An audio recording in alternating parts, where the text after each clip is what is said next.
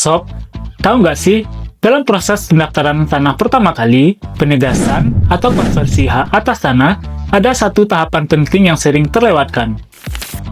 Namanya, pengumuman data fisik dan data yuridis. Tahapan ini dilakukan untuk memastikan bahwa data tanah yang didaftarkan itu benar, terbuka, dan bisa diketahui oleh masyarakat. Tujuan pengumuman ini jelas. Pertama, memberi kesempatan kepada pihak yang berkepentingan untuk mengajukan keberatan kalau memang ada data yang tidak sesuai. Kedua, untuk memenuhi asas publisitas, supaya pembuktian kepemilikan tanah dilakukan secara transparan. Lalu, apa sih yang diumumkan? Yang diumumkan itu meliputi 1. Data fisik, berupa peta bidang tanah yang menunjukkan letak bidang tanah.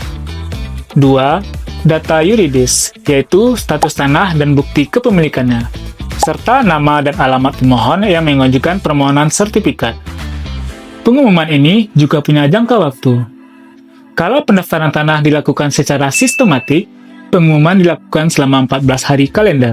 Sedangkan, untuk pendaftaran tanah secara sporadik, pengumuman dilakukan dalam 30 hari kalender.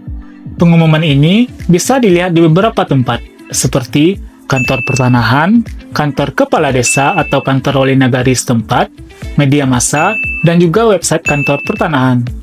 Nah, kalau setelah melihat pengumuman, ternyata ada orang lain yang mengajukan permohonan sertifikat di atas tanah kita, jangan panik ya sob.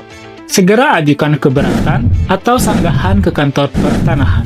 Kantor pertanahan akan mengupayakan penyelesaiannya melalui musyawarah untuk mufakat.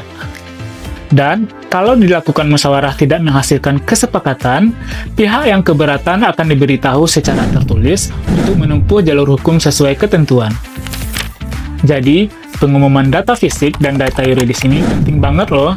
Demi kepastian hukum, keterbukaan, dan perlindungan hak atas tanah kita semua. Jangan lupa bagikan video ini agar semakin banyak yang tahu.